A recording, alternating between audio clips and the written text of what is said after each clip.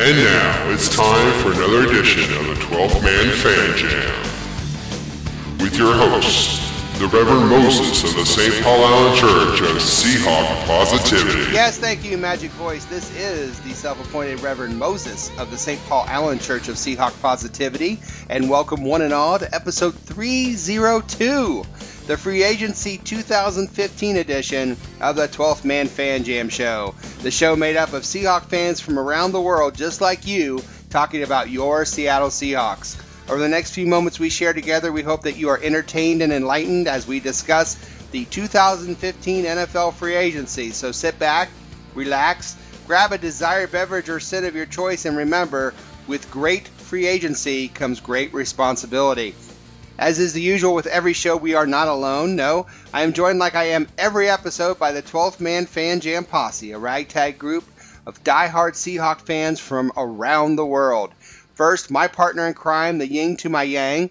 He has been franchise tagged by our podcast from merry old England, Matt. Hi, Matt. Good morning, Moses. How are you? I'm wonderful. How are you today? Well, I bring good news and bad. Oh, so you do. So what is the good news? Well, the good news is that the Seattle Seahawks have once again seen fit to do some moving and shaking on a Friday, which is fantastic because that's the day we record. Excellent. Yes, and what's the bad news? That it screwed up the entire second half of the show. Adopt, adapt, and improve. Absolutely. If you're not flexible, you die. Yeah, exactly. Without air, you die. Okay. If you can't breathe, you die. Okay. That was the motto. That was actually the motto of the Russian gymnast team. You know, if you're not flexible, you die. That's true. They were harsh. They were harsh, but they won more gold medals than anyone else. That's why. If you're not flexible, you die. Yeah. That sounds like Will's second date rule. Third date. Speaking of Will, hey. Speaking of Will, from the state of Washington, our very own newshound. His 12th Man editorials can be found on SeahawksHow.com website. He has been transition tagged by our podcast. You know him as Shadowhawk. We know him as Will. Hi, Will. Hi, Moses. And unfortunately, you can't use the franchise tag and the transition tag in the same year. So since you franchised Matt, I'm afraid you're leaving me open to get free agency. You're free. Well, they would have just attached a poison pill to you anyway, so it doesn't matter. These things happen. Yeah, they do. Well, that's too bad. We have one more to add. That's from the state of California. Just up the road from the 49er headquarters, our own man behind enemy lines. We're hoping he will accept our hometown podcast discount to stay. You know him as Zoran76. We know him as Statsman Mark. Hi, Mark. Hey, everybody. And yes, I will clear out a crawl space for everybody to sleep in. Excellent. That's a reference to Super Bowl 50. And also located, 15 minutes southwest of the Seahawks' next Super Bowl appearance in 2016. Hey, we can afford our own hotel rooms. We all got raises last week, remember? Yeah, we got 15% of zero. Yeah, spent mine already. Mine is going into money markets. Well, the intros happened. I'm sorry. Well, I was just going to add, there is a vacancy in Menlo Park where Jim Harbaugh used to live. Ooh. Oh, the 49er hatred is deep in this show already. I love it. And so have the intros been made.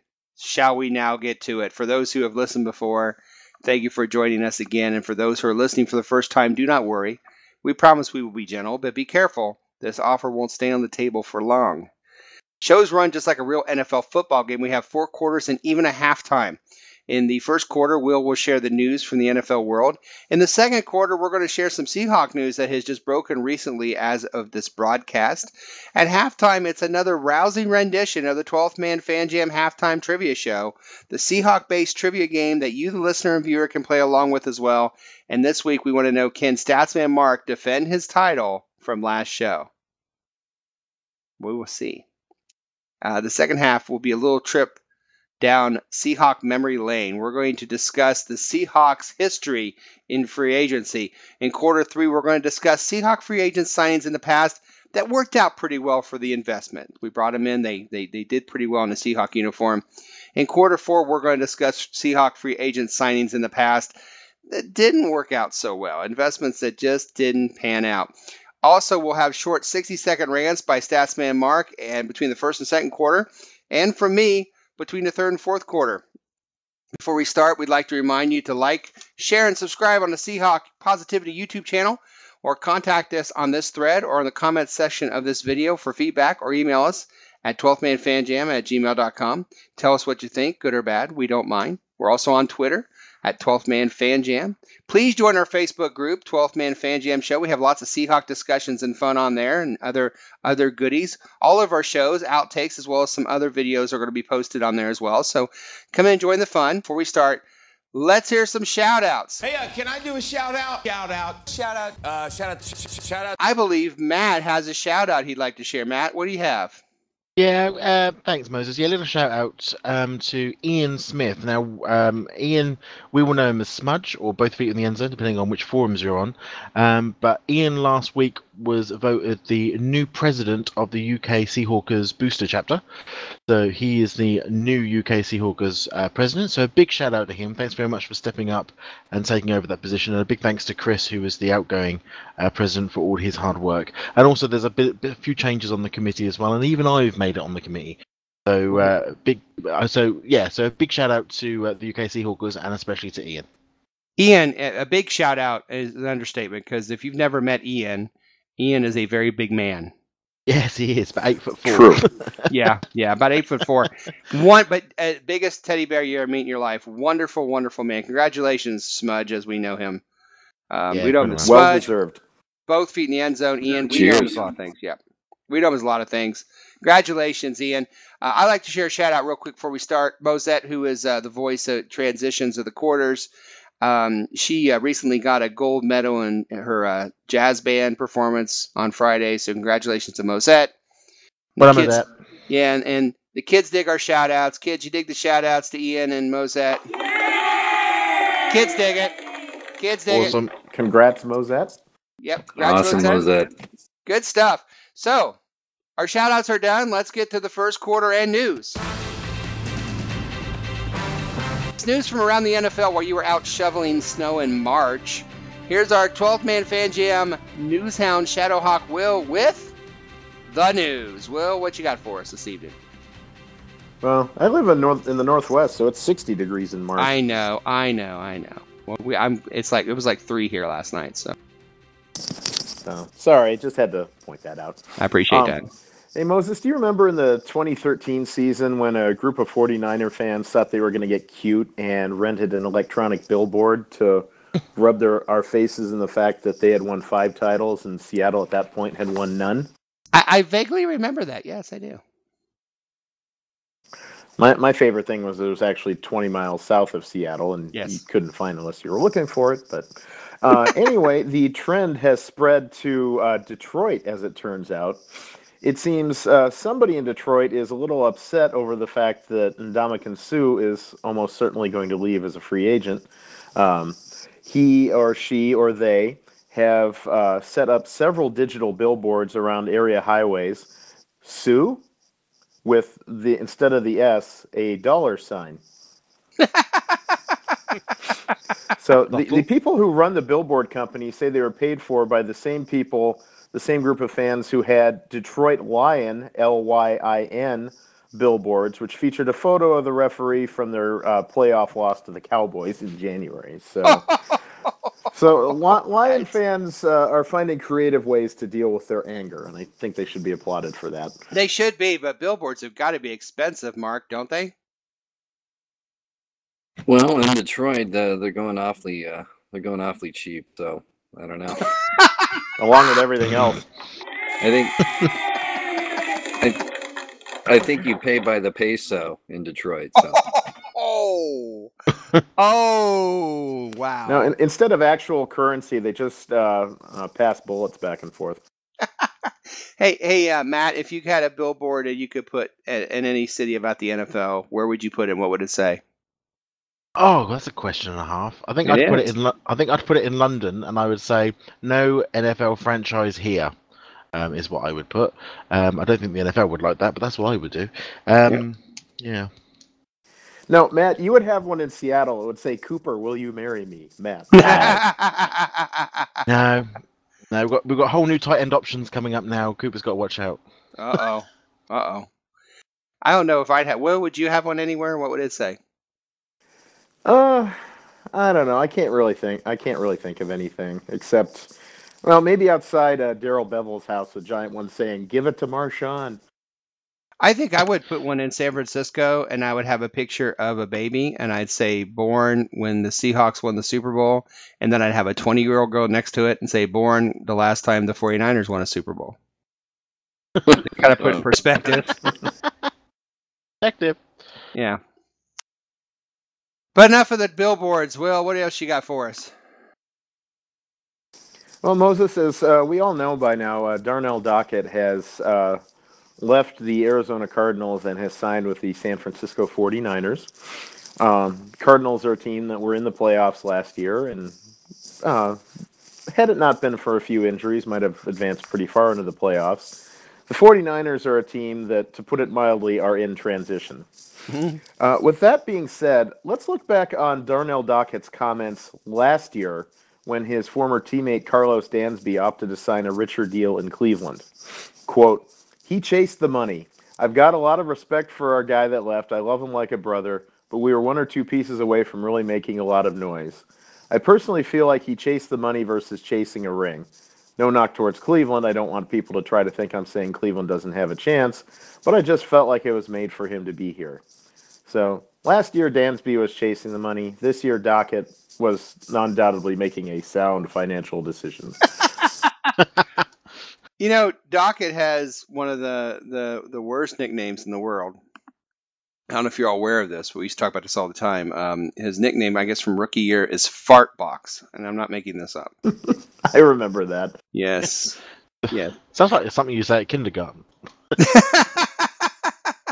Yeah, old Fartbox there is now a 49er, and I was never a big fan of his personally. Now he's a good player, but he's also a cheap shot artist. Well, and he's been declining in recent years, too. He's not the guy he used to be. Exactly. Still a dick, just not as good of a player. That's the truth. That's absolute truth. And now he's on the 49ers, so we can hate him just as much as we did in Arizona. And, you know, this guy, there is some double standard in there, Mark. Sometimes these guys go out and point at the players that were on their team and say you're going out for the money, but then when it's their turn, they seem to be okay with that. Well, he's just a limp beak who is now a gold digger. Yeah, pretty much. Yeah, I want to say he's a gold digger. Oh, we don't go to that song. A farty niner. A farty? Yay! 49er. Very nice. Will, what's your last story for the evening?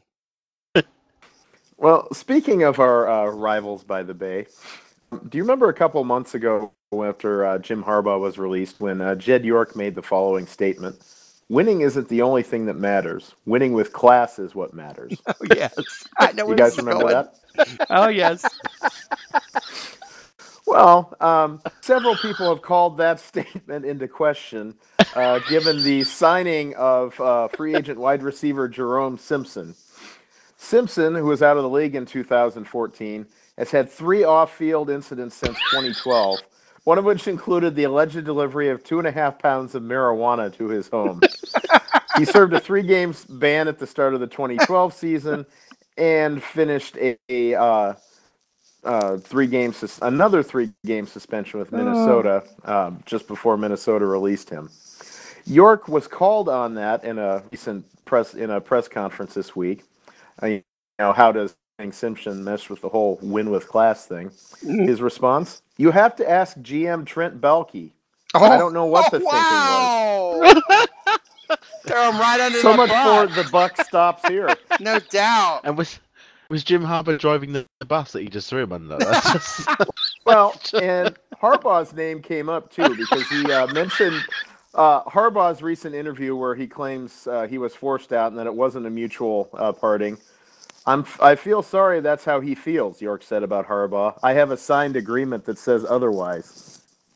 So wow. if there's any question that the 49ers are a team about to enter a pretty dramatic death spiral, Jed York's kind of making that case. You know what the sad part?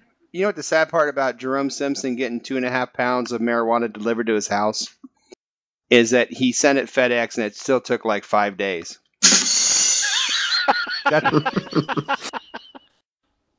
And when they started, it was 10 pounds. But I am so pleased that our owners and such like just own the club, support the club, and let everybody else do their job. York is a funny man. We are lucky as hell. I mean, we looking at some of the front offices and owners around the league, and I'm just like, thank you that we have Paul Ellen in this front office. Amen. Mark, I'm sorry, go ahead, Moses. No, I was going to say, are they selling a lot of Jerome Simpson jerseys down there right now? Oh, boy, I don't know. They may have already be up in smoke, but it sounds like the propeller on Jed York's hat was really spinning, in that comment about Balky. I just want Balky to respond to that statement and just go, well, of course not. Don't be ridiculous. Wow, that is a blast from the past right there, everybody. Woo! Going back to old 80s television for that one. Balky. Look it up, kids. It was a TV show. Oh, I love laughing at the 49ers. So Matt, they are above reproach, and they sign a guy who was, had pounds of marijuana at his house, obviously for distribution. Here in Cincinnati area, I know that happened, and then this other thing in the Vikings, and so if you're a Niner fan, how excited are you to get a drug dealer on your team? Well, that's probably a step down from everybody else they've got on their team. What they had. I think there's a lot of problems caused by this whole, legalization of marijuana and whatever you think of it in the States. But yeah, I mean, it's just odd. And I just think York is a funny man. I just think that he's clearly a man who's appears to be in control of everything, whilst simultaneously managing to lose control of everything almost at the same time. It's quite sad. You know who it reminds me of? Politics. Yeah, you know who it reminds me of? Do you remember? I mean, this is Jim Mora, is it not? I mean, yes. Moore couldn't wait to throw our kicker under the bus. Yeah. Yeah, that's pretty good, actually. Him and Mora would be a perfect fit. I'd like to see Mora be the coach of the 49ers, because I think he's got to be great. Their post-game conferences would take ages, though, because each one would have to blame each other constantly for every. You'd never get to the bottom of anything. It'd be like, well, I'm sure it was Jed's fault. No, it was Jim's fault. I mean, Jim obviously, screwed that up. Absolutely. Well, Will, thank you so much for the news this evening.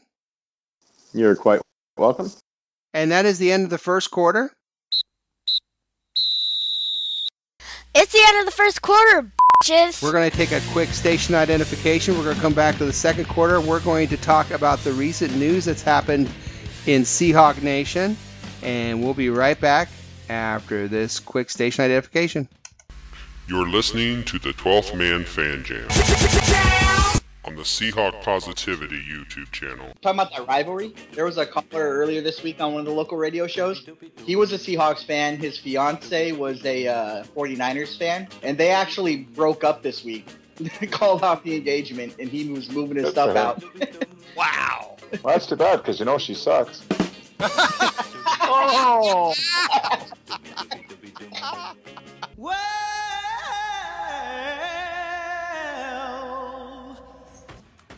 And now it's time for a 12th Man Fan Jam 60-second rant. You know you make me wanna rant. I don't want to get off on a rant here.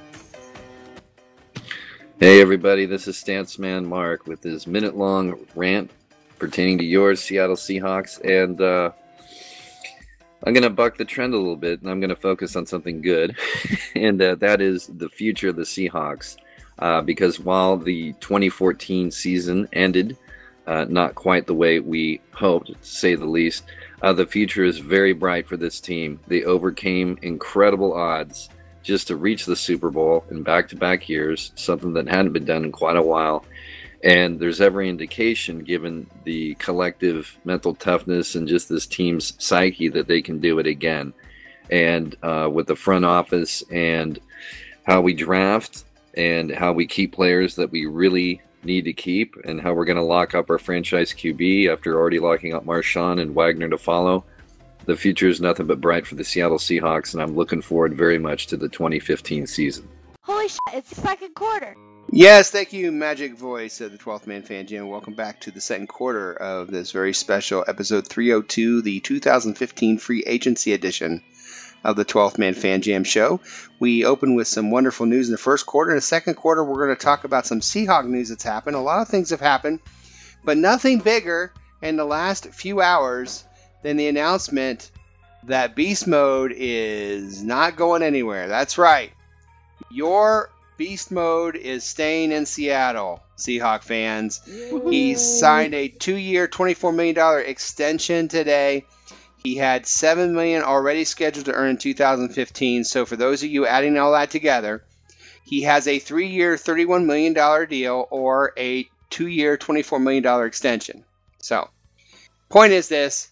He is staying. Mark, your thoughts on Beast Mode carrying the ball for Seattle next year, and how important was this signing to get done? Well, it's huge, and it's on one hand, typically this would be an awful lot of money for somebody who's approaching 30, but to me, what he's meant to the team, what he's meant, let alone the offense, he deserves every penny. But these kinds of deals are so rare in terms of a running back being deserving, in my opinion. We've seen extensions in the past that just completely blow up and work against the franchise. But I'm happy about this because I'm just not sure about if Michael or Turbin are the guys that are going to take the take over the number one anyway. So I'm very happy that he's staying, and I still think he's going to have a great year. I totally agree. Will, what about the timing of this signing? How great was the timing? Well, it really helps because, obviously to get this nailed down going into free agency, we know now how much money we have to spend. It'll help, I think, in the ongoing negotiations for Russell Wilson's new deal and hopefully Bobby Wagner too. It really was important to get this wrapped up as soon as possible just to free Seattle up to make all the other moves that they need to make. And, just as an aside, it seems like only yesterday that Michael Silver was on Twitter talking about how Seattle didn't think Lynch was all that valuable. So just imagine what kind of contract he would have gotten if Lynch was valuable to them. Mike Silver, former member of the show. You remember that? Yeah, totally. But I think I just go on that timing thing. I think it's looking at the media and the way the media has approached this. The constant invisible sources that they still did for the whole of this period again. For me, it's just nice to be able to put it to bed. Because at the end of the day, it was like a cloud that was hanging over us. Will he? Won't he? He's injured. How bad is his back? I don't know. No, I don't know how many years we're actually going to get out of him out of those 3 years. I would be surprised if we probably got another year. We'll get 1 year out of him, but will we get the second? If his back has got that compound, the vertebrae compound that they're talking about, that's a hell of a painful thing to have. Yeah. And to play, the physical game that he's playing, I don't know just how fit he's going to be, but absolutely the heart and soul of the offense. We need him on the field. That's where we've got him. He'll retire a Hawk, and I think that's the most important thing for the 12s as well. Yeah, I have an exclusive here. I know a lot of you didn't know this, but we at the 12th Man Fan Jam do get exclusives. And we actually have reaction from Marshawn Lynch as he was leaving the headquarters. Here's Marshawn Lynch after signing the deal with Seattle. I'm rich, bitch! So that was Marshawn Lynch. It sounded a bit more like Mike Robb, but I guess I don't think NFL Network's in him that well. No, but once again, Marshawn Lynch. I'm rich, bitch! Yep. Rich, bitch. Yeah, and honking his horn as he gotta love a good Chappelle Show bit. You gotta love Chappelle Show, yeah. But just think, with 24 million, just think just how many rule breakings he could do in the next season. It'd be amazing now. That'd be awesome. He can grab his crotch as many times as he likes. Yes. How many tons of Skittles can you buy with that? Can Well, how many times will he want to grab his crotch there, Matt? Since you brought it up. Well, I'm just saying, he can afford to do it far more than he has been previously, and I'm all behind him for that. You know, we should all give ourselves a commemorative crotch grab in recognition of Lynch's new deal, I think. We should. After 3. 1, 2, 3. Oh, wait, that's not my crotch. Hold on. Who are you? Get out Who of here. the hell are you? Yeah. Hey, kids.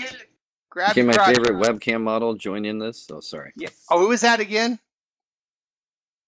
I said, can my favorite webcam model join in the dedication? Never mind. Yeah, no, what's her name? I forgot. What's her name? What's her name again? Bambi. Hey, kids, grab your crotch. All right. Excellent. Well done. Her real name is Michael, but don't tell him. It's a 45-year-old divorced mother of 3.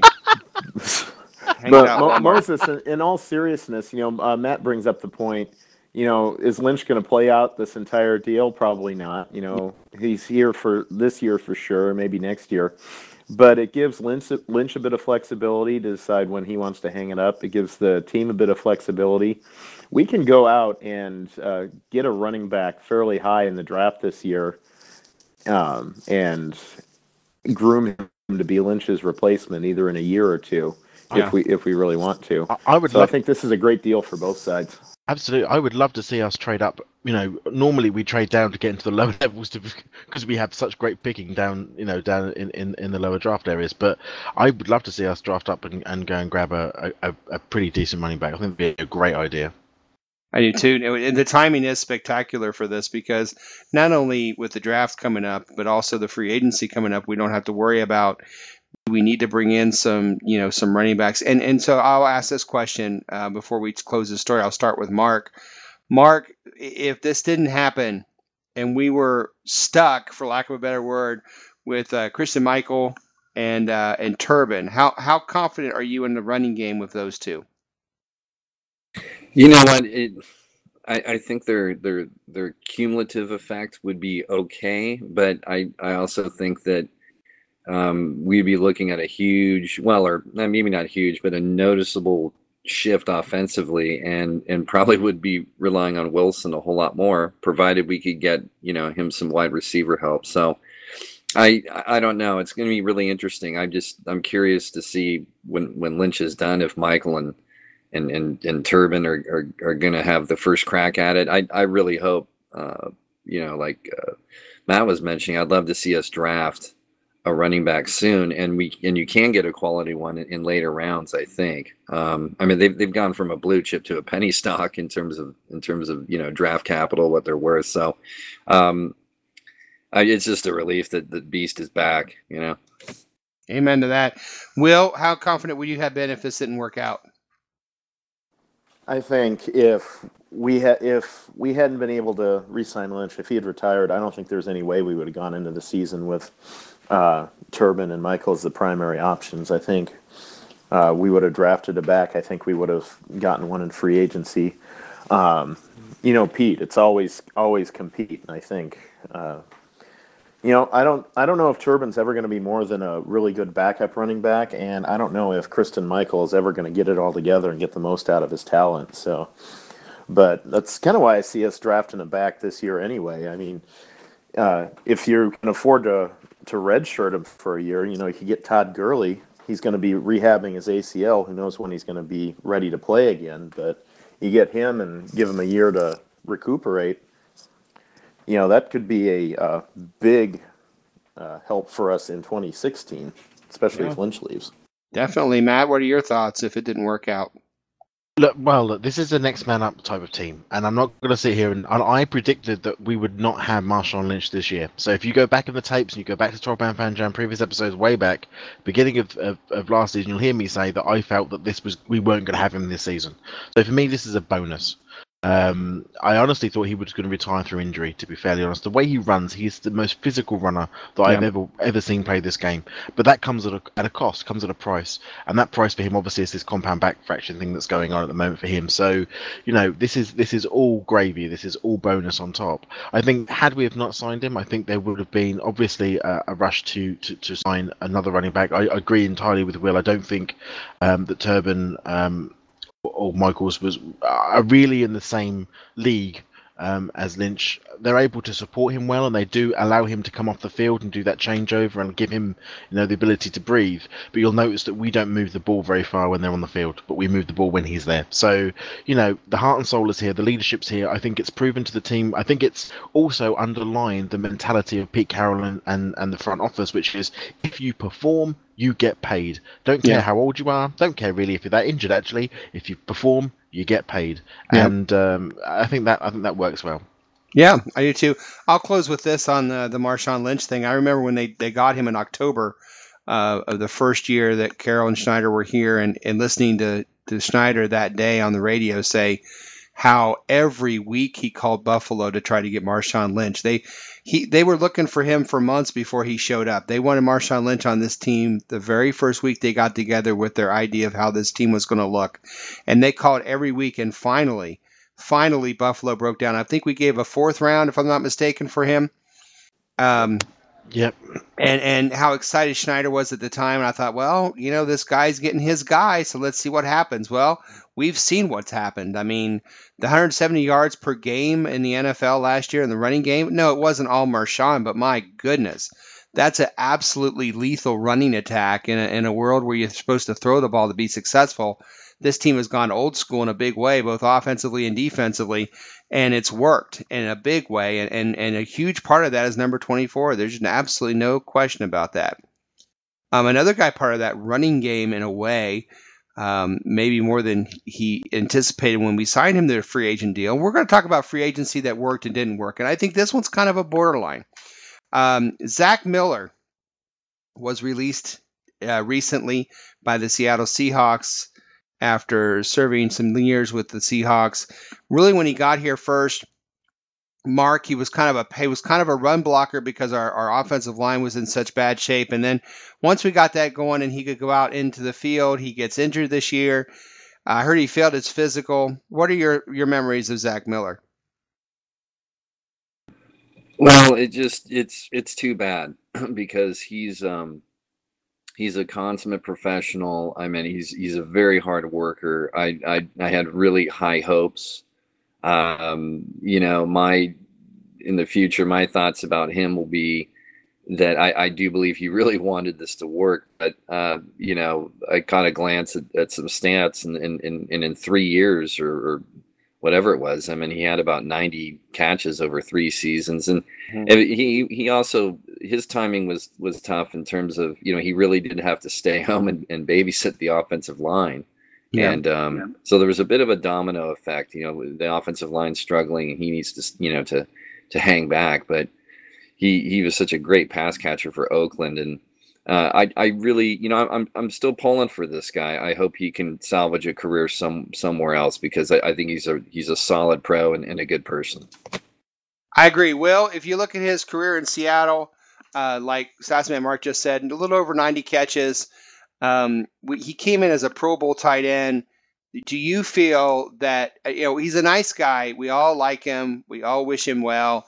I think he's leaving because I kept calling him Heath Miller instead of Zach Miller. But that would do it. That would probably do it. But my question is this, Will, when you look at the career of Zach Miller in a Seahawk uniform, was this a bust or was this a good free agent pickup? I'd have to say I wouldn't call it either, actually. I'd call it a solid free agent pickup. Okay. I mean, we gave him a pretty good contract and really didn't get a lot of production out of the receiving game for it. I mean, he definitely made his plays here and there, but he wasn't a real threat at the position. But on the other hand, what you look at what he did in the running game, in the pass blocking game, as a blocker, as a consummate pro, yeah, you want guys like that on your team. I mean, you don't want to necessarily pay him as much as we paid Miller, but that's the guy you want. And this is not a great draft for tight ends, so we're probably looking at a free agent. The two biggest ones on the market are Julius Thomas and Jordan Cameron, neither of whom are particularly good blocking tight ends. Yeah. So that's something we're really going to miss, and something that's also going to need to be replaced. Well said, Matt. What are your thoughts on the Seahawk career of Zach Miller? Yeah, I agree with Will. I think he was a solid a free agency pick. Look, our offense is not based around our tight ends. It's based around our running game predominantly. They're supporting pieces to a bigger, more lethal machine. And as supporting pieces, they're not going to get the catches. This is the Golden Tate situation of stats, where you look at a player and you don't really get a full picture of the type of player they are because it's completely skewed by the running game that Seattle has mastered, so well over the years. So what you're seeing here, the blocking element from Zach, I think, what is he, 6'5"? He's about 250 odd pounds, something like that. Solid blocking, solid work actually. 48 games, 46 starts out of 48 games. No, this is somebody who's put the effort in, puts the time in, put the work in, and I think had results at set times. It hasn't all been rosy and Jim. Obviously, last year was a huge setback for him, but that did allow people like Luke Wilson to step up into the limelight and perform as well. It's allowed obviously Cooper Helford to perform it. It's allowed what's his name, Tony Moriarty. Is that the dude's name? Have I got? I said that wrong. That's right. All of these people they've been able to step up predominantly because Zach was not on the field, and I think that he's got nothing. He should be nothing but proud of his time at the Seahawks. I'm certainly proud of him as a player. I'm very pleased that he was one of ours, and I wish him all the very best. I mean, he's just had a new baby as well and everything. I think there's a whole new career going on for him down in either Tampa or Dolphin Land or somewhere down there. But he'll do well for himself. Don't you worry. There's plenty of teams out there that need good tight ends. Yeah, and I think he will definitely get a deal somewhere, and we wish him the best. Real quickly here, we'll touch on a couple more articles. We'll start with Matt. Matt, Scruggs re-signed, defensive end. Your thoughts on that? How many is he injured at the moment? I'm never sure with him whether he's injured or whether he's not injured at a particular moment. I think he's still getting over a knee injury, isn't he? Look, the front office have seen something. They like it. They keep bringing him back. Another year. He's been given a year. Give him a year. I think that's fine, providing he actually gets on the field at some point and actually plays. Then fine. He's a good player. But I always worry about the injury on with Suggs. It's always the same for him. I agree. Mark Curse given a second round tender. Your thought, real quick. Well, again, I feel he's worth that. There's still upside to him. If it came down somehow, some way between him and Baldwin, I keep Curse at this point. Yeah, he just seems to get better every game. And finally, Will, another big news. What does Brandon Marshall going to the Jets have to do with us? Well, a couple things. Marshall, I'm not sure how interested the front office was, but people had pegged him as a potential free agent target for Seattle if he had been released by the Bears. So that's obviously out the window. Also out the window is with him going to the Jets. Last week they were at least trying to renegotiate Percy Harvin's contract to have him stick around. With Marshall going there, that's not going to happen. Harvin is pretty much guaranteed to be released at this point, which hurts Seattle because if Harvin is on the Jets roster past March 19th, the Seahawks get a 4th-round pick in return for him. If Harvin is cut before then, which is almost certain to happen, Seattle only gets a 6th-round pick for him. So, but at least Harvin's gone. And at least we got something out of him as opposed to nothing, which is what the Jets are going to get apparently on the other side. So Vikings really won. We kind of won. And then the Jets are finally left holding the bag. So that will take us to halftime. Holy shit, it's halftime. We're going to take a quick break here. We are going to get our game show set up. A very exciting 12th man Fan Jam halftime trivia show coming up. You don't want to miss that. Can you keep your title? No, I will try. I was just going to say, not only in terms of the draft pick, but wouldn't it be awesome if they kept Harvin long enough so he and Marshall could be roommates, and instead of hard knocks, it could be head cases. And let's not forget Michael Vick throwing on the ball. Certainly would have been wonderful, wouldn't it? God, that would have been great.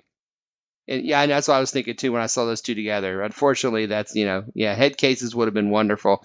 We're going to take a break. We'll take us to quick station identification, and we'll be right back with our trivia show.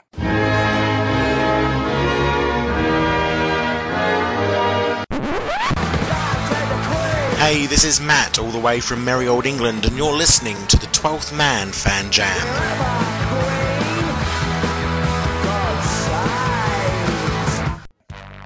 Yes, it's halftime, and welcome to another fun-filled edition of the best play-along Seahawk-themed trivia game show on the internet. It's time for 12th Man Fan Jam Halftime Trivia with your host, the self-appointed Reverend Moses of the St. Paul Allen Church of Seahawk Positivity.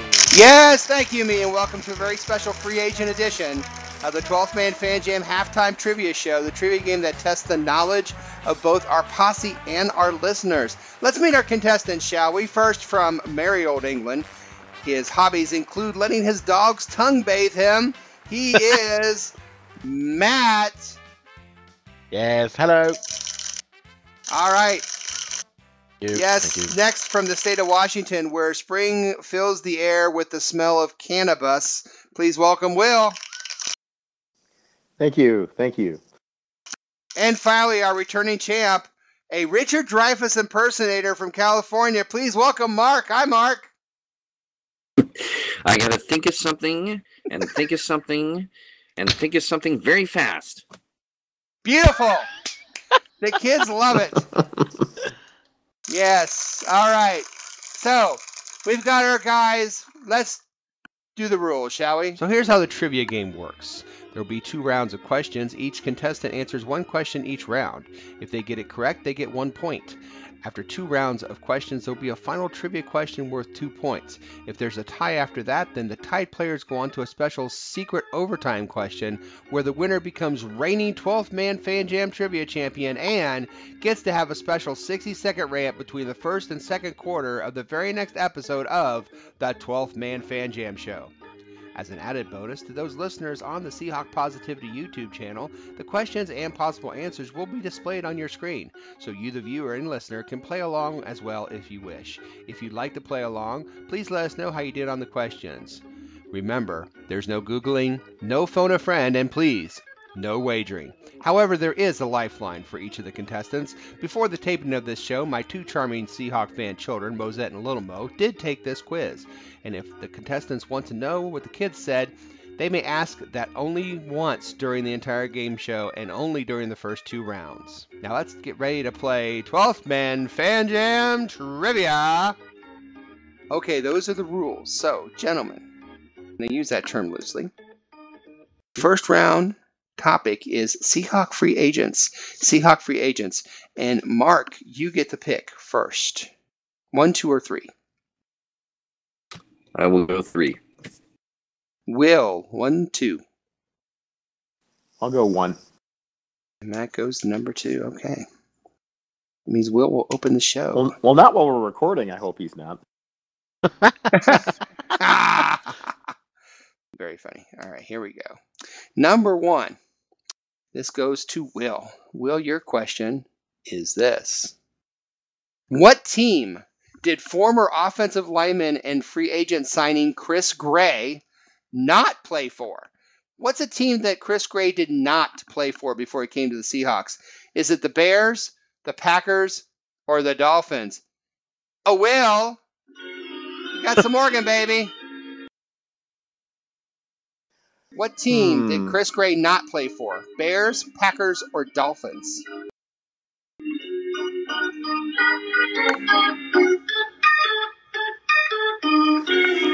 Kind of want to say Packers. Kind of wants to say Packers. All right. He kind of wants to say Packers. The kids both went with the Dolphins. But you're right. It is the Packers. Woohoo! And Will is on the board to start the show. Well done, Will. Well done, Will. Thank you. Next one goes to Matt. Matt. In 2 NFL seasons, how many touchdown passes did free agent Warren Moon throw for the Seahawks? Was it 36, 38, or 40? Hey, Matt! Oh. Got some Morgan for you! Thanks. Just give me the numbers. I'll pick one. How many touchdown passes for War Moon? 36, 38, or 40? 36. He went with 36. He went with 36. So did Little Mo. And you got it. Yes! 36. That must have been late in the old seasons, though, wasn't it? Yeah. Yes, it was. But what college did he go to? UW. Everybody knows that. Now Mark, the champ. Mark, how many sacks did former free agent signing Julian Peterson have in 2 seasons with the Seahawks? 14, 14 and a half, or 15? Oh, wow. I love that half. These half-point parlays are such a bitch.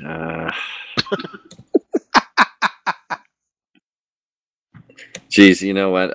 15. He's going with 15. Mosette and Little Mo went with 14 and 14 and a half. You went with 15. Oh, I'm sorry. It's 14 and a half. 14 and a half. And we are after round 1 here. Mark, the champ, is at 0, but Matt and Will both have a point. So it's time to move on to the second round of the 12th Man Fan Jam halftime trivia. And this is what's known as potpourri. So you get excited by that. 4, 5, or 6. Let's start with Matt. Matt, 4, 5, or 6? 6, please. Matt goes with 6. Will, 4, 5, or 6? 7. I'll take 4. He'll take 4, and that leaves 5 for Mark. So Will, leading us off again. Okay, number 4, sorry. Number 7, no. Number 4, George Michael released 2 songs called Freedom. He released one with the group Wham and one as a solo artist. What time span did those songs get released as singles? Was it 5 years, 6 years, or 7 years? Both songs called Freedom for George Michael. One for Wham, and then one later as a solo artist. Both the songs called Freedom. What time span was between those 2 songs? Was it 5 years, 6 years, or 7 years? Oh dear.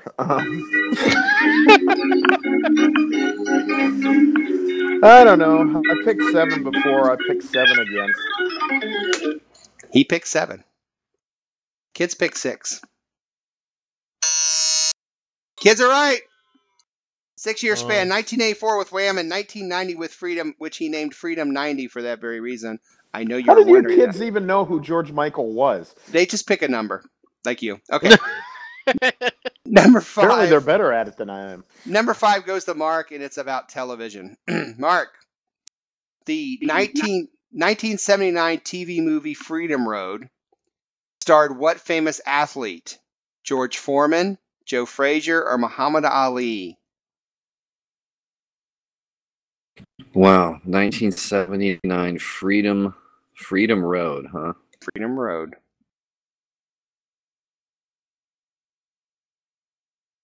Okay. I don't think, if this helps you, I don't think it was an after-school special. So if that means anything.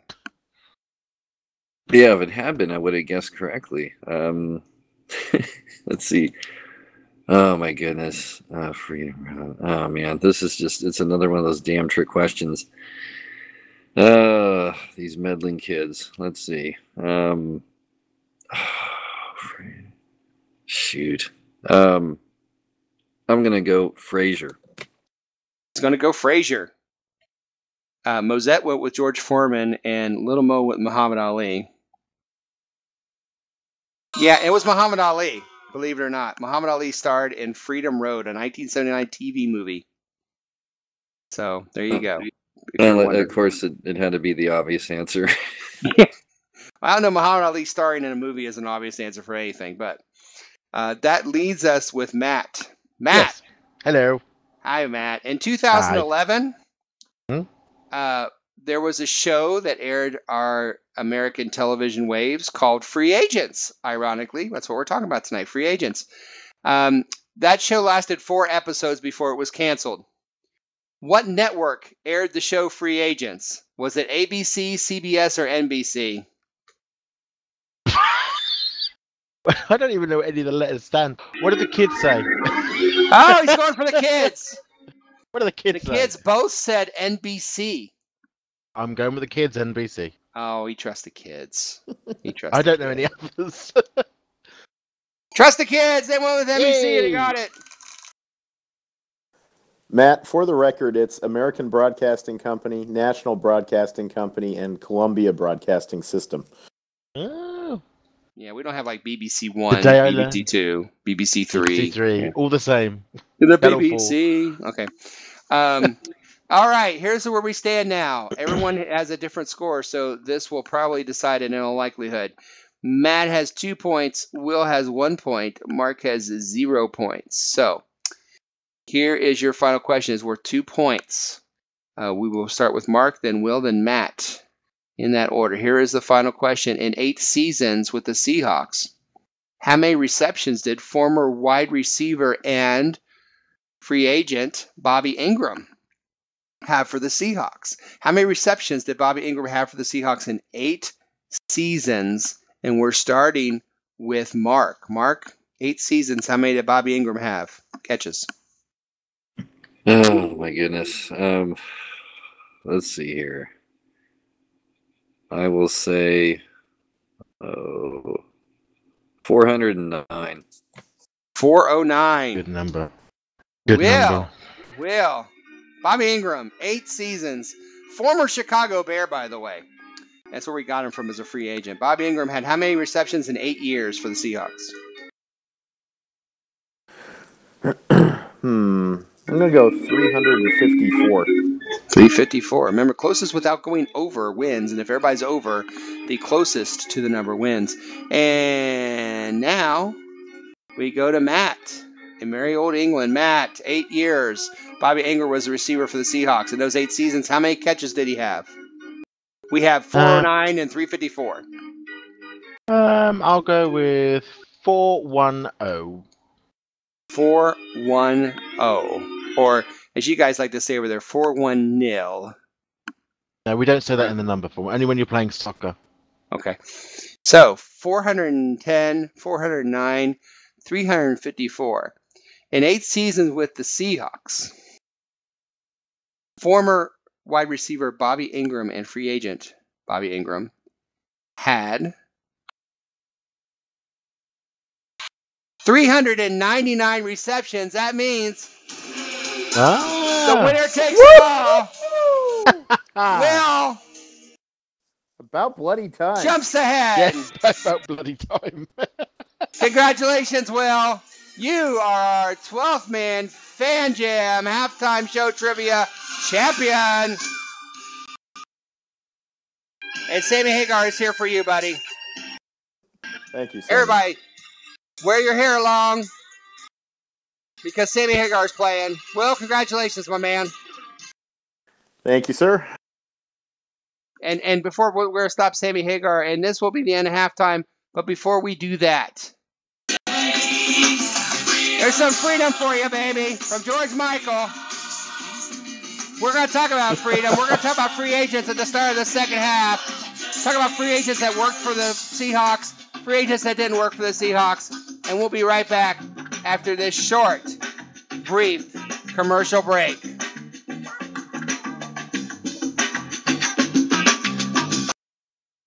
You're listening to the 12th Man Fan Jam on the Seahawk Positivity YouTube channel. On February 2nd, news broke that Sapp had been arrested for assault charges and soliciting prostitutes.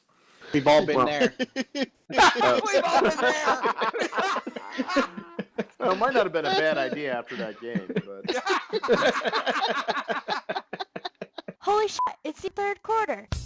Yes, welcome back to the third quarter of your 12th Man Fan Jam show. Very special free agent edition. We had a wonderful trivia contest at halftime where Will jumped out to grab the lead and win at the last second. Congratulations, Will. Well done. Thank you. I'm glad you didn't say I came from behind. No, we're not going to go there. We've been requested not to say that anymore, so we won't. But we are going to talk about free agency a little bit. And what we're going to do is do it with the way Seahawk fans do it, which is looking back in the history of Seattle Seahawks, all these wonderful teams and years that we've had. And we're going to start the third quarter. We're going to talk about free agents that worked out. And by worked out, I mean we got our money out of them. We put an investment in these free agents. They came to Seattle, and they did pretty well. And there's a pretty good list, to be honest. And let's start this with Mark. Mark, what is a free agent that you saw? Hey, he worked out pretty well. Well, what I came up with, or rather stole from the internet, was Chris Gray. And played both center, right guard. He was with the Seahawks 1998. I didn't realize he went that far back. 1998 to 2008, 11 seasons, 121 consecutive starts. So I'd say we got more than we anticipated out of good old Chris. We sure did, and a part of that offensive line that was just amazing with Jones and Tobeck and Hutchinson and all those guys. And I remember, Will, for me, Chris Gray was always the guy that you thought, this is the year they find someone to play left guard. This is the year that we find somebody to replace Chris Gray. And then he won every time they brought somebody in. He'd win every single time. Well, the guy wasn't flashy. He wasn't spectacular. He just showed up and did his job day after day, year after year. And, honestly, I wouldn't mind Chris Gray in his prime on our line right now.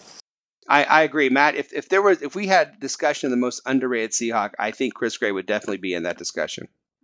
Yeah, I mean, but again, it's all of the period. If you look, Seahawks has changed so much in such a short period of time, predominantly because of the number of signings, because of the number of times we've had to dip into free agency. Right now we've got a front office that's very good at it, so there'll be more. Don't worry. Oh, absolutely, absolutely. Will, who did you see as a free agent in the past Seahawk history? You said that one worked out pretty well. Well, I'm going to stick on the offensive line. I'm just going to move one spot over and go with Robbie Tobeck, who joined the Seahawks in 2000, played through 2006. Kind of overshadowed on the offensive line, playing next to Walter Jones and Steve Hutchinson. That would overshadow pretty much anybody, let's be honest. But the guy was a consummate professional. He made the Pro Bowl. He was just darn good. I mean, he was better than I think people would expect. And also had kind of an amusing story. When the Seahawks played at Washington in 2001, Tobeck was sick as a dog and actually had a bit of an accident at the very beginning of the game. And the team remembered because when they went back to Washington again in 2003, the team was sure to buy him a pair of adult undergarments to wear during the game. So great player and a source of comic relief. That guy gets my vote. Yep, I agree. I really felt, Mark, that in 2006 and going 2007, when we lost Tobeck on the offensive line, I mean, to me, I saw that line completely crash and burn. That guy was always given the signals, while Hasselbeck was given his audibles. Tobeck was always given the right calls on that offensive line, it seemed like. Well, he really did, and that is the one thing that era brought, that offensive line, that it's the one area where they completely trump the offensive line that we have now. It's the only win, quote unquote, I would give that Holmgren team compared to where we're at. But I mean, that was just such a phenomenal line. It just, I mean, your heart could just stop beating if with the thought of Marshawn Lynch running behind something like that. It'd just be like a 7-on-7 drill in practice. Oh my God, that would be unbelievable. Matt, that was amazing offensive line under Holmgren, wasn't it? Yeah, again, and it's a different team, a different attitude. And I remember that was the sort of period when I was starting to get back into football after leaving for quite some time beforehand. And yeah, it was a hell of a. And you're right. Sitting here thinking now, imagining somebody like Marshawn Lynch in their backfield as well. We would have been up there for more opportunities at Super Bowl than just the one. Absolutely. My pick for a a free agent pickup that worked out really well, was one I was really excited about when we got him. And he played very well for Seattle, and that is linebacker Chad Brown. If you remember Chad Brown from the Steelers, he had been a Pro Bowl linebacker of the Steelers. He'd gone, I believe, the Super Bowl with the Steelers back in the 90s, and then he came across and played a number of very, very good seasons for Seattle. Chad Brown, to me, I thought was a wonderful pickup for Seattle. He brought a real ferocity to the Seahawks, and to be more personal, 2001 was the first year I had the NFL ticket, and I've been following the Seahawks, for years. But this was the first time I could actually watch every game. Was back in 2001, and the very first game I watched was a real yawn fest between the Browns and the Seahawks, where the Seahawks won 9-6. But for me, Chad Brown actually at one point sacked, I believe it was Tim Couch, and I have a picture of that, and he jumped over a blocker to get the Tim Couch and pull him down. This is the most spectacular thing I've ever seen from a linebacker. And I thought, wow, what a great start to watching every Seahawk game.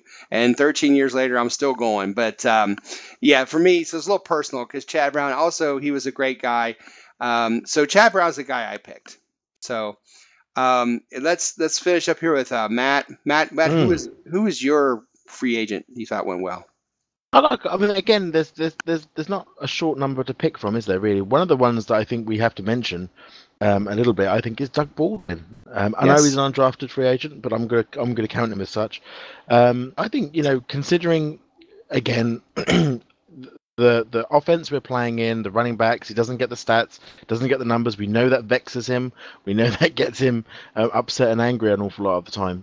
But when we need him most, when we need those third down conversions, when we need those catches, 9 times out of 10 he's there and able to do it. Mm-hmm. So I think there's definitely something to say there. And I don't, but there were others as well going in the back of my head. I think Norm Johnson, the kicker. I think, does he still hold our scoring record? I'm not sure. Back to 82, I think he still does. But with 810, but there's a kicker in there as well. There's loads, and we're pretty good at it. We're pretty good at free agencies. Yeah, we are. Some guys on a team now, and I think that undrafted free agent receivers. So you throw Jermaine Kearse in there too.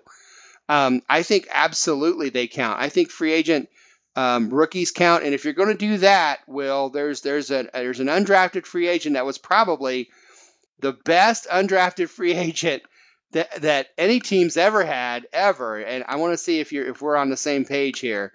Will, a guy that played a lot of years for Seattle, Dave Craig, was he not undrafted free agent? Yep, out of Milton College, which, as every broadcast in the 80s ever said, no longer exists. Right. I mean, you talk that he might be the undrafted free agent story of the year of the NFL, because he went on had a career also with Kansas City and other teams, but that guy definitely counts. What about he personified those Seahawks teams in the 80s for me, just a scrappy kid coming out of nowhere and somehow getting it done. Absolutely.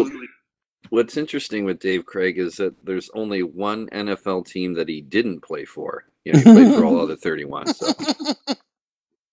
That would be the Jaguars. No.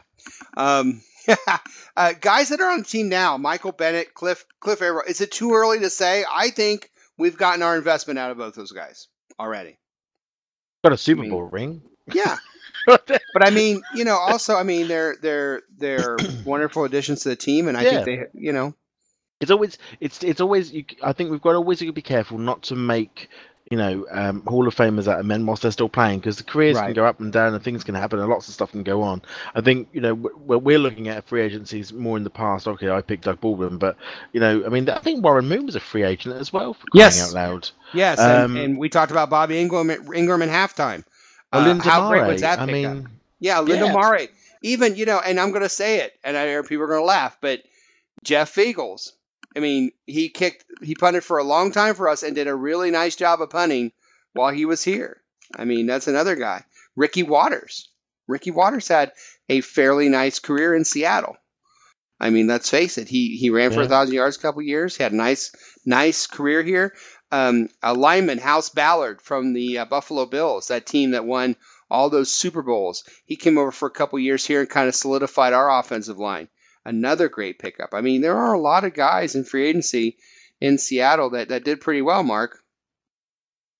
Well, they did, and Ricky Waters was just one heck of a rap as well. I mean. Neil Kiltman still has the Ricky Waters CD that he came out with. I remember I was at a Chargers game. I don't know what year that was. I think it might have been 99, and we lost the damn game. But the house announcer tried to comfort everybody, saying that Ricky Waters' latest CD would be on sale and available for purchase. Oh my God, that would be wonderful. This would be it's in the game. Is that? Here we go. What? Hold on. It's in the game. Here's Ricky. Don't limit yourself to one thing. Your mouth. Here we go.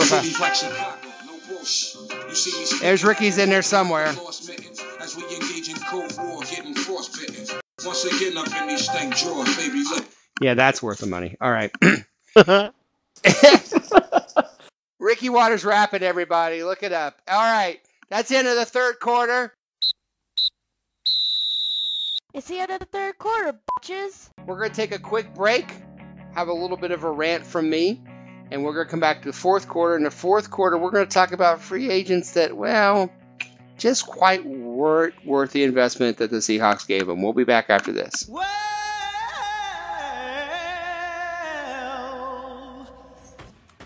And now it's time for a 12th Man Fan Jam 60-second rant. You make me wanna rant. I don't want to get off on a rant here. The NFL free agency market is about to open, and former Lion Ndamukong Suh is about to get paid big time. He's at the top of every team's wish list, and whoever throws enough money at Suh, and it'll be a lot of it, will get themselves the best defensive lineman in the NFL and a whole lot of baggage. Suh's been fined more times than I care to count for actions that are a definition of poor professional judgment. And the worst part of all these infractions, and there are a ton of them, is the complete lack of remorse or even interest to try to make amends for his transgressions. He just shrugs them off like they're really just no big deal. Well, guess what? They are a big deal. And it shows a total disregard for the rules. And whoever throws all that money at Suh, they better save a little extra to get a quality backup when Suh goes postal and misses game time. Hopefully, wherever Suh shows up, he will not only get a huge paycheck, but something even bigger, a perspective and some respect and maturity for the game he plays. And now, it's time for the fourth quarter of the 12th Man Fan Jam. Here to lead us through the final quarter is once again our host, the self-appointed Reverend Moses of the St. Paul Allen Church of Seahawk Positivity. Yes, thank you, Magic Voice, and welcome to the fourth and final quarter of a very special episode 302 free agency edition of your 12th Man Fan Jam show. I am your self-appointed Reverend Moses of St. Paul Allen Church Seahawk Positivity alongside Matt, Will, and Mark. And we just talked about free agents in Seattle history that worked out pretty well. And now we're going to talk about some free agents that, well, they didn't quite do what we thought they were going to do in a Seahawk uniform. And we'll start with Mark. Mark, what's a free agent over the history of the Seattle Seahawks that, well, looking back, maybe we could have spent our money a little wiser? Well, I went with none other. Oh my! I love lamb.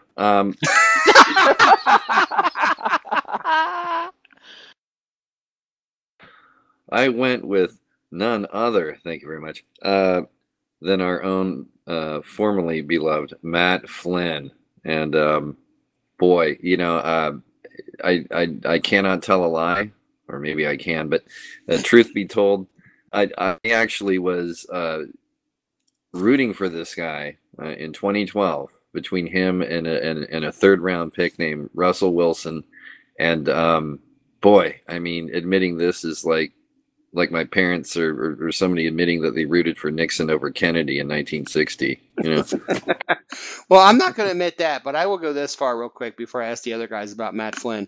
I can remember when we got Matt Flynn in free agency, and Mark and I were on the phone. And do you remember? Because I remember we were so excited. Oh my God, I can't believe we got Matt Flynn. We were so excited. Matt Flynn, hooray!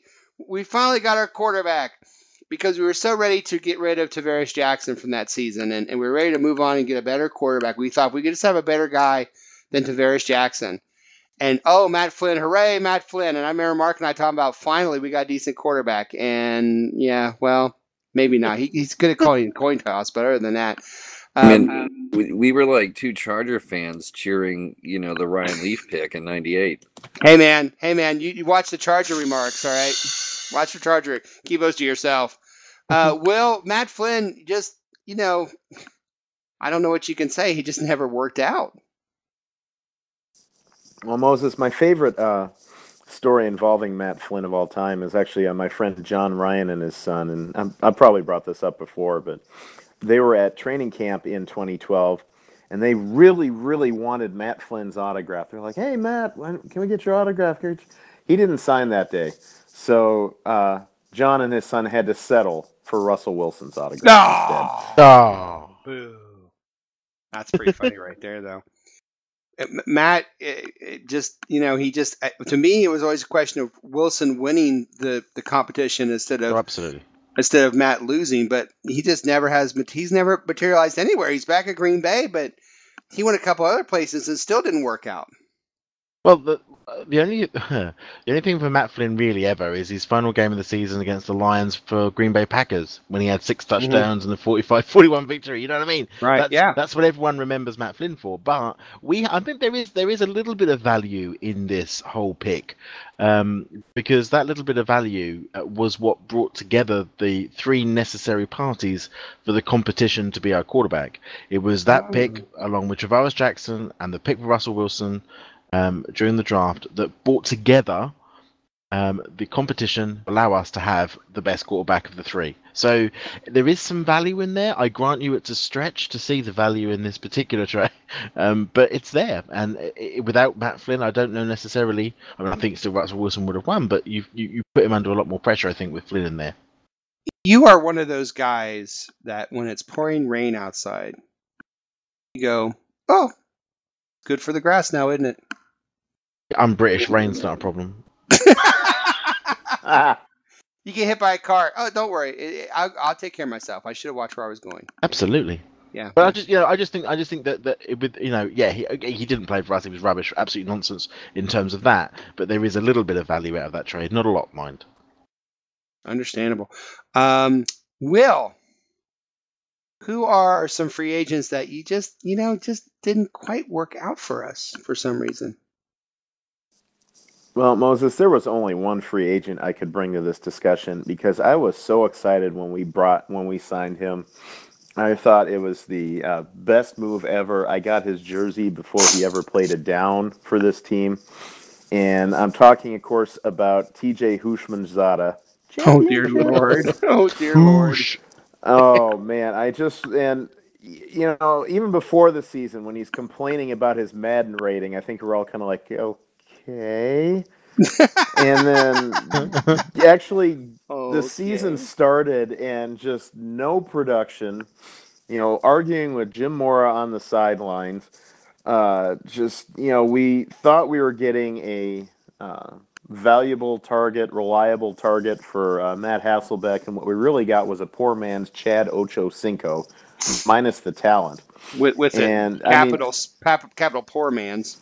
Oh, gosh. The guy was so bad, we paid him $7 million in 2010 not to play for us. That sums it up right there. His best, it's summed up like this. Fifth pick, 6th round. TJ Houshmandzadeh. Yes, lock it up. Who? What? TJ, how's vanilla? All right. TJ, who's your mama? NFL. TJ, who's your mama? Absolutely. Yeah. Mark, your thoughts on TJ, who's your mama? Championship. With that, I mean, that whole era, I mean, that was just the perfect pick for that time and that coach and that place. It was just sums it all up, doesn't it? It was just the perfect, shitstorm for the time. Maybe you have to edit that out, but it's just, I mean, the only thing worse was TJ Hushmanzada in a freaking lime neon green. Oh, those uniforms. Geez, I hope they burn those. Well, it's funny because you guys don't know this, but I've got pictures I'm putting up of this, and the picture I have is, I think, typified. And I thought that when I saw that picture, Mark, because I've got the picture of him signing. And so here he is holding up a jersey, and we have, to the left, we have Jim Mora, and to the right, we have Ruskell. I'm going, this is like the best picture ever, right here. Unholy Trinity. Is that not like the best picture to describe the Mora era? In one picture, there it is. I must confess, I did buy a lime green Hushmanzada jersey at that game, but in my defense, I had been drinking rather heavily. You must have been. Oh my God! There's so much irony in that though, because when old TJ wanted to move from Cincy, he said all I remember him saying was he said he wanted to win some games. I want to win some games for once. I think that was the quote that he gave at the time. But of course, the Bengals then swept the AFC North 10-6. Well, we finished 5-11. So also just as soon as he joined us, we had a bit of a blip. Sorry about that, TJ. Yeah, I'm not. I was excited, and I was especially excited to know that the quiet group of the Black Eyed Peas was going to be in a Seahawk uniform. So you can look that one up.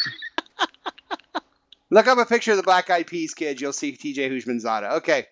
My pick for bomb is again, historically, maybe one of the worst, if not the worst free agent pickup in the history of the Seattle Seahawks, and really of all time.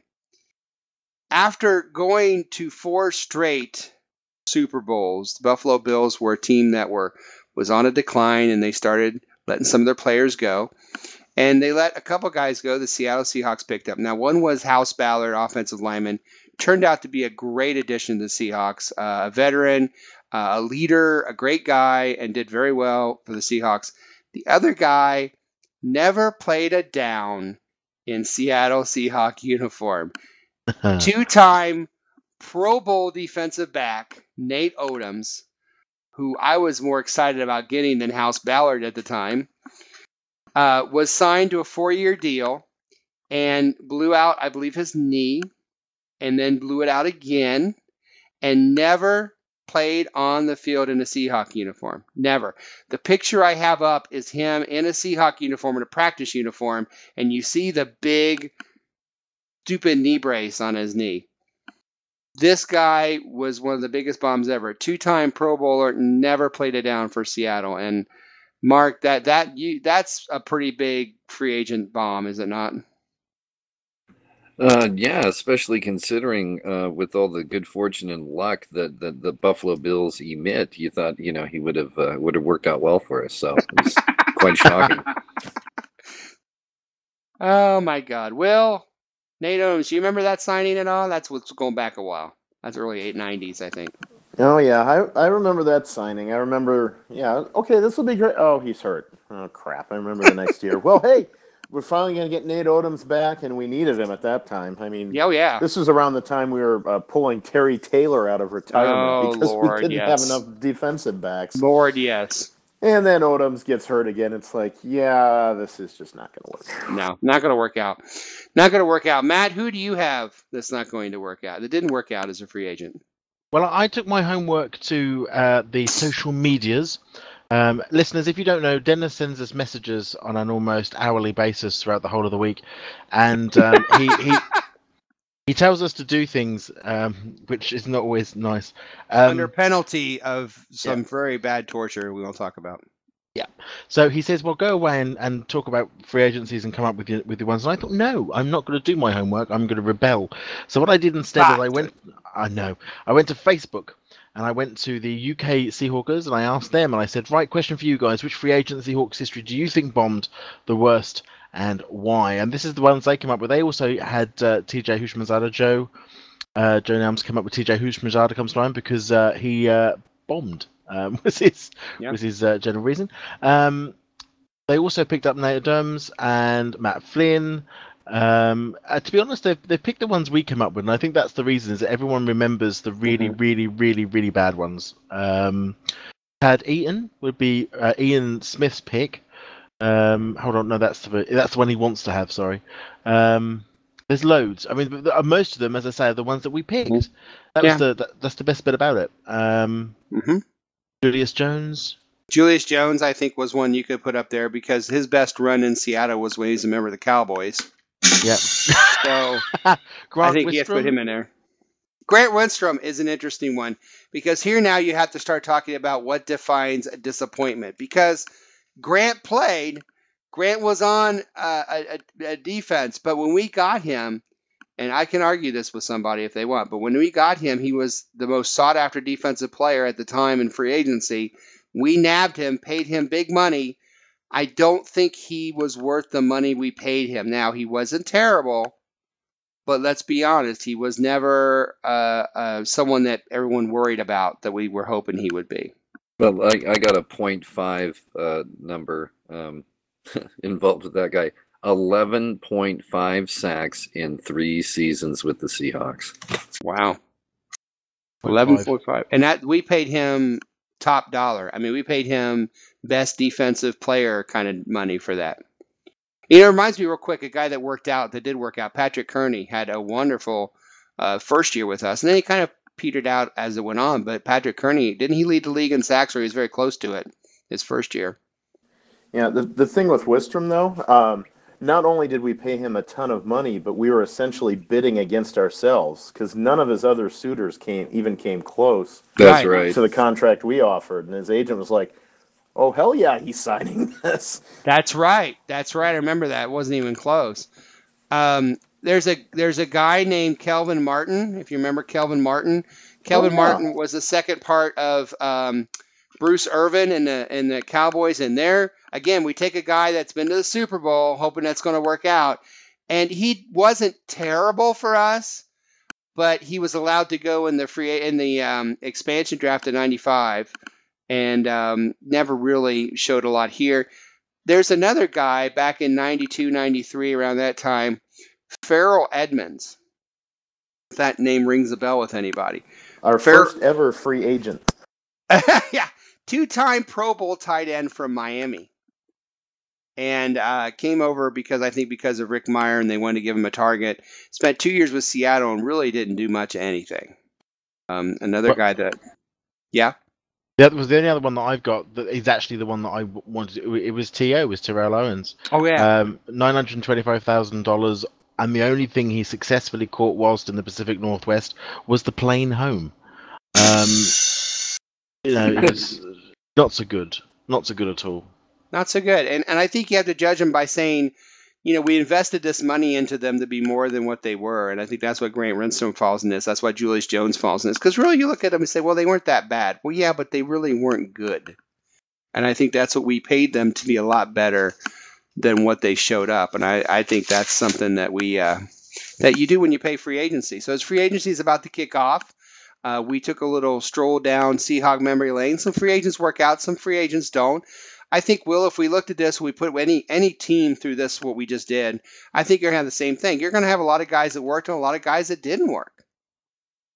Well, free agency is as much of a crapshoot as the draft is. I mean, just because a guy has been successful in one team and one scheme and one situation doesn't mean you can take him and plug and play him into your offensive and defensive scheme and expect him to pick up where he left off. It's just, It doesn't work that way. So, yeah, there's free agent booms and free agent busts. You just got to hope you strike gold more often than not. Absolutely. Matt, your thought about as we approach free agency just around the corner for Seattle? I've got a lot of faith in our front office. Our front office has done nothing really, apart from maybe the Harbin trade. And I know that wasn't a free agency trade. I know that was a draft pick one, but they don't do very much, which makes me sort of angry, upset, or nervous. So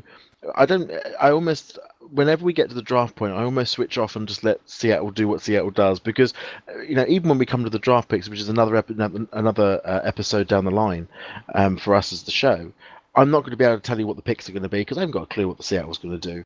Seattle does what Seattle does because it wants to add extra depth in different positions, and it sees things in players which no other team normally sees. I agree entirely with Will, though.